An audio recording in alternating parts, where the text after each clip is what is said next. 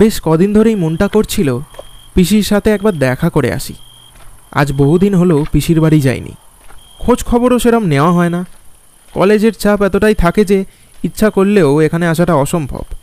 তাই কলেজের কটা দিন ছুটি পেয়ে শেষমেশ আজ চলেই এলাম এখানে। উফ, কেন যে পিসি এত দূরে থাকে কি জানি। সেই কোন বিকেলে বাড়ি থেকে বেরিয়েছি, তারপর ট্রেন থেকে নেমে সেই হেঁটেই যাচ্ছি। কি জানি পিসি আবার কি ভাববে, এতকাল আসিনি, আজ হঠাৎ এই সন্ধেবেলায় গিয়ে হাজির হব।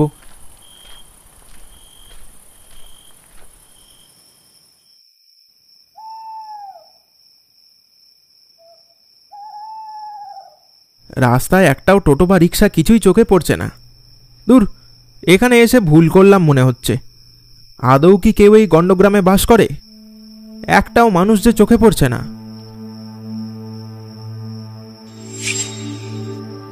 ও ওই তো টিম টিম করে আলো জ্বলছে, কোনো দোকান বলে তো মনে হচ্ছে।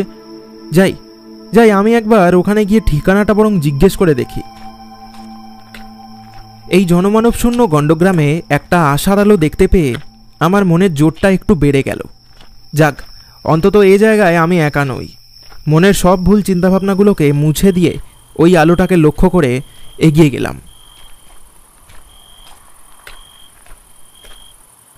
দাদা, একটা সাহায্য করতে পারবেন? চায়ের দোকানে থাকা লোকটা কিছুটা সন্দেহের চোখে আমার দিকে তাকিয়ে বলল, কি চাই?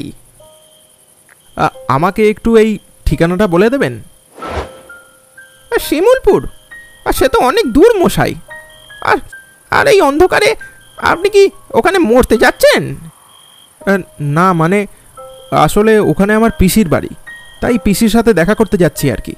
কোনো টোটো বা রিক্সা যদি পেতাম তাহলে ভালো হতো আর কি। লোকটা কিছুক্ষণ আমার দিকে তাকিয়ে থাকার পর বলল, তা এখানে কি আপনার এই প্রথমবার আসা হচ্ছে নাকি? না, মানে আমি কলকাতায় থাকি আর কি, খুব একটা আসার সময় পাই না। আজ বহু যুগ হলো এখানে আসিনি। সে তো আপনাকে দেখেই বুঝেছি। আপনি যখনই আমাকে ওই ঠিকানাটা এসে জিজ্ঞেস করলেন তখনই আমার সন্দেহ হয়েছিল। আমাকে একটু যদি ওখানে যাবার একটা ব্যবস্থা করে দিতেন তাহলে খুব ভালো হতো আর কি। না, আমাকে ক্ষমা করবেন, আপনাকে আমি কোনোভাবেই কোনো ব্যবস্থা করে দিতে পারবো না মশাই। এমনিতেই এই গ্রামে সন্ধে নামার পর কেউ ঘর থেকেই বেরোয় না। তা সত্ত্বেও যদি এক দুটো গরুর গাড়ি চোখে পড়েও যায়, তাও ওই শিমুলপুর নামটা শুনেই সবাই কেটে পড়বে। কেন, কি এমন আছে ওই শিমুলপুরে যে লোকে নাম শুনলেই পালিয়ে যায়? তা জানি না, তবে লোকের মুখে শুনেছি জায়গাটা মোটেই ভালো না। ওই শিমুলপুর এক জনমানব শূন্য একটা পরিত্যক্ত গ্রাম। বহু যুগ আগে নাকি কোনো সাধু বাবার অভিশাপে গোটা গ্রামের মানুষ মরতে শুরু করে। তারপর থেকে নাকি ওই গ্রাম আস্তে আস্তে পরিত্যক্ত হতে শুরু করে। এখন ওখানে কোনো মানুষ থাকে না, এটুকুই আমি জানি। এর বেশি কিছু আমি আপনাকে বলতে পারবো না মশাই। কি কি যাতা বকছেন মশাই? আপনার কাছে সাহায্য চেয়ে বড় ভুল করলাম দেখছি। অচেনা মানুষ দেখে ভয় দেখাতে শুরু করে দিলেন। হ্যাঁ, আমি চললাম। আপনার বানানো গল্প আপনার কাছেই রাখুন। হ্যাঁ। আরে আরে দাদা, আরে কি মুশকিল দেখুন তো। আরে একা ওখানে যাবেন না, আপনি আপনি এদিকে শুনুন তো। কি সাংঘাতিক লোক বাবা! আচ্ছা, লোকের পাল্লায় পড়েছিলাম বটে। এখন ভালোই ভালোই পিসির বাড়ি পৌঁছাতে পারলে হয়। এখানে কোনো কাউকেই বিশ্বাস করা যাবে না দেখছি। জোরে জোরে পা চালিয়ে বেশ অনেকটা পথই অতিক্রম করে একটা জায়গায় এসে থমকে দাঁড়ালাম। আশেপাশে চেয়ে দেখলাম বেশ কটা কুড়ে ঘর। দেখে যা মনে হচ্ছে যেন বহুদিন এই জায়গায় কেউ আসেনি। নিস্তব্ধ চারিদিক অন্ধকারের চাদরে ঢাকা। এ তল্লাটে কোনো মানুষ আছে বলে তো আমার মনে হচ্ছে না। এই রে, মনে হয় হাঁটতে হাঁটতে ভুল করে কোনো অন্য গ্রামে এসে পড়েছি। এবার কি করব? না, আমি বরং ওই চায়ের দোকানে ফিরে যাই।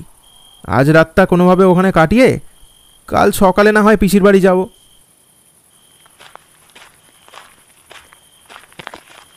আমি হেঁটে ওই জায়গা থেকে চলে যাচ্ছিলামই, এমন সময় পিছন থেকে একটা লোক এসে আমার নাম ধরে আমাকে ডাক দিল। আরে আরে তো বিজয় না?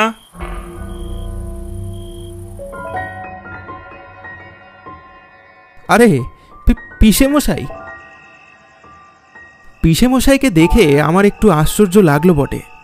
লোকটা কেমন যেন রোগা হয়ে গেছে, চোখ মুখ দেখে কেমন যেন পাগল পাগল মনে হচ্ছে। বাবা বিজয়, কত বড় হয়ে গেছিস, তা এতদিন পর আমাদের কথা মনে পড়লো? আরে এ কি বলছো, তোমাদের আমি কোনোদিনও ভুলিনি, শুধু সময়ের অভাবে আসা হয়নি। আচ্ছা বেশ বেশ, চল বাকি কথা না হয় বাড়িতে বসে হবে। এখান থেকে আবার কতটা হাঁটতে হবে? আরে এখানেই তো বাড়ি। আরে তুই দেখছিস সব ভুলে খেয়েছিস।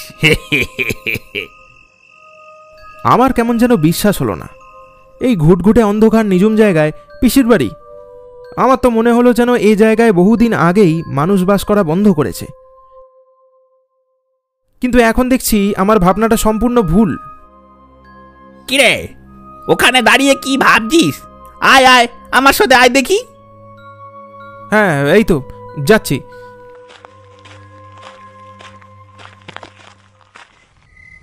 কি গো, বলি কোথায় গেলে? এই দেখো কে এসেছে। আরে যাচ্ছি গো, যাচ্ছি। পিসির দরজা খুলে আমাকে দেখে বললে, ও মা, এ কাকে নিয়ে এসেছ গো? বাবা বিজয়, কত বড় হয়ে গেছিস। আয় আয়, ভেতরে আয়। পিসি, ঝিমলি কই? ওকে তো দেখছি না। ও একটা ছোট কাজে ওই পাশের গ্রামে গেছে। ও তাই? আমি ভাবলাম ও বাড়িতেই থাকবে, ওর সাথে দেখা হয়ে যাবে। তা বলো, তোমরা কেমন আছো? আর কি বলি বাবা, ওই আছি আর কি। তা এতদিন পরে মনে পড়লো পিসির কথা? পিসি, আমি জানি তোমরা আমার ওপর এখনো অভিমান করে আছো, কিন্তু কি করব বলো? মা বাবা যে কোনো রকম সম্পর্কই রাখতে দেয়নি তোমাদের সাথে। ছোটবেলায় যতবার এখানে আসার কথা বলতাম, মা ততবারই আমাকে বকা দিয়ে চুপ করিয়ে দিত, আর বলতো তোমাদের বাড়ির পরিবেশ নাকি একদমই ভালো না, তোমাদের পরিবারে নাকি সবসময় ঝগড়া অশান্তি লেগেই থাকে। বৌদি আমাদের নামে এরম বলতো? হ্যাঁ, আর তাই তো তোমাদের জন্য টানটাও কমে গেছিল। আজ থেকে 6 বছর আগে মা আর বাবা দুজনেই একটা অ্যাক্সিডেন্টে মারা যায়। তারপর থেকে আমি একা একাই আমার পড়াশোনাটা শেষ করে কলেজে ভর্তি হলাম। কিন্তু বেশ কদিন ধরেই কেন জানি না তোমাদের কথা খুব মনে পড়ছিল, তাই কলেজের কটা দিন ছুটি পেয়েই তোমাদের কাছে ছুটে এলাম। কিন্তু এসে দেখছি এখানে সব কিছু কেমন যেন বদলে গেছে। লক্ষ্য করলাম পিসি আর পিসেমশাই দুজনেই মুখ ভার করে আমার দিকে চেয়ে আছে। বিজয়, দাদা বৌদি মারা গেছে, সেই খবরটুকু দিলি না আমাদের? না পিসেমশাই, আসলে উফ, থামো তো তুমি। ছেলেটাকে এত বকিও না, বেচারা একদম একা হয়ে পড়েছে। এরপরে ওকে প্রশ্ন করতে ইচ্ছে করছে তোমার? তোমার জন্য তো হয়েছে, ওরা না হয় খোঁজ খবর রাখতো না। তোমাকে কতবার করে বলেছিলাম। এখন কেমন লাগছে নিজের দাদা বৌদির কথা ছেলেটার মুখ থেকে শুনতে হচ্ছে? তার মানে কি বলছো তুমি? সব দোষ কি এখন আমার?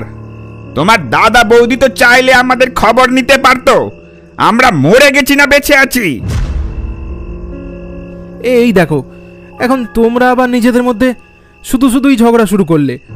বাবা বিজয়, তুই কিন্তু মনে করিস না বাবা, তোর পিসে মশাই বরাবরই ওই রকম। এখন তুই যা, হাত পা ধুয়ে নে, অনেক দখল গেছে তোর শরীরে।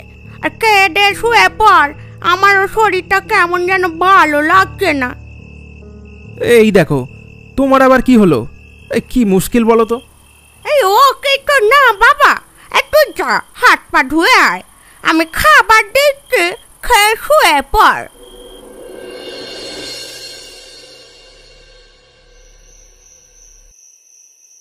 পিসির কথা মতো মুখ হাত ধুয়ে খেয়ে দিয়ে শুয়ে পড়লাম।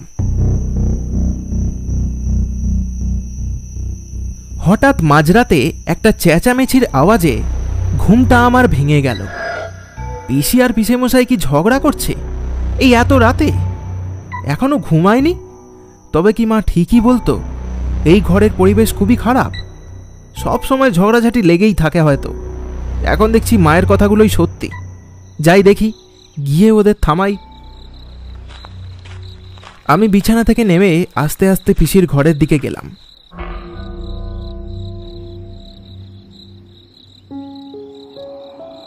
দরজার সামনে গিয়ে যা দেখলাম সেটার জন্য আমি মোটেই প্রস্তুত ছিলাম না।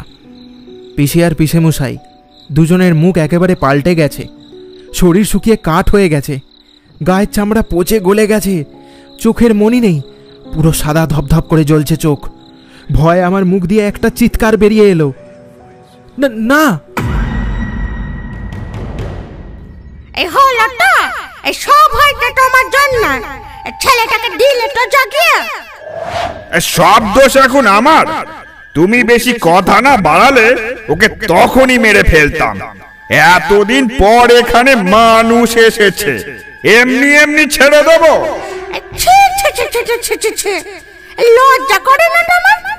পিসে মশাই হয়ে ভাইপোকে মেরে খাবে? আমি যে কিছুই বুঝতে পারছি না, এইসব কি হচ্ছে? বিজয় বাবা, বাবা শোন, তুই, আমি তোকে সব কথা খুলে বলছি। এই যে এনার জন্য যত সব অশান্তি। হ্যাঁ, আমার জন্যই। হ্যাঁ, সব দোষই তো এখন আমার। তোরা এখান থেকে যখন কলকাতায় চলে গেলি, তখন তোর পিসে মশাই নিজের ব্যবসা চালানোর জন্য মহাজনের কাছ থেকে মোটা টাকা ধার নেয়। তোর বাবার কাছে অনেকবার সাহায্য চেয়েছিল, কিন্তু তোর মা টাকা দিতে দেয়নি। তোর পিসে মশাইয়ের ব্যবসায় ভারী লোকসান হয়। মহাজনের টাকা ফিরিয়ে দিতে না পারায় তারা ওই পিসে মশাইকে মেরে ফেলার হুমকি দেয়। আমি অনেকবার তোদের সাথে যোগাযোগ করার চেষ্টা করেছিলাম, কিন্তু পারিনি।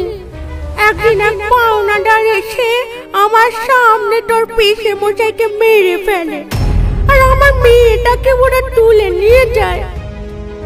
কি ঝিমলি? ওরা ঝিমলিকেও ছাড়লো না?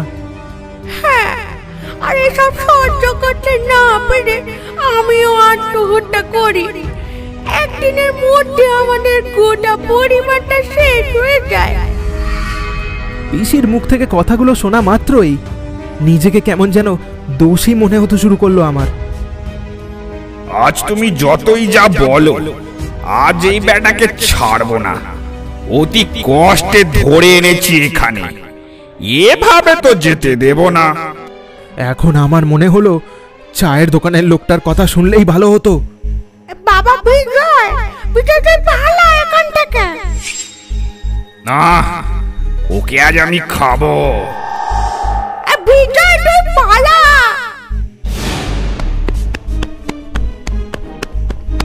কি করব, কোথায় পালাবো কিচ্ছু বুঝতে পারলাম না। চোখ বন্ধ করে দৌড়ে বেরোলাম ঘর থেকে। তারপর এক নিঃশ্বাসে ছুটতে থাকলাম। কোথায় যাচ্ছি কিচ্ছু জানি না। তখনও পিসে মশাইয়ের চিৎকার পিছন থেকে ভেসে আসছে।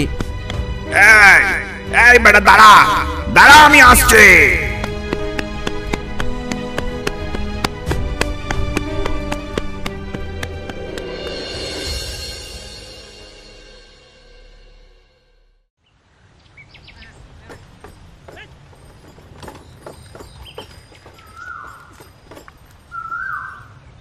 কি দাদা, কাল রাতে কোথায় গিয়েছিলেন? সকালে দোকান খোলার সময় দেখি এখানে শুয়ে ঘুমাচ্ছেন। লোকটাকে আমি কি জবাব দেব সেটাই ভেবে পাচ্ছি না। তার প্রশ্নটা এড়িয়ে গিয়ে আমি তাকে জিজ্ঞেস করলাম, দাদা কলকাতা যাবার ট্রেন কখন আছে বলতে পারবেন?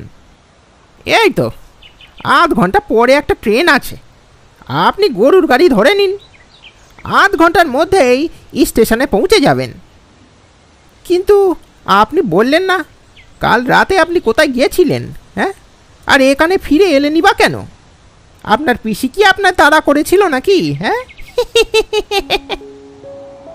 আরে দূর মশাই, আপনার সাথে বেশি কথা না বলাই ভালো। বলেছিলাম যাবেন না, এখন হলো তো।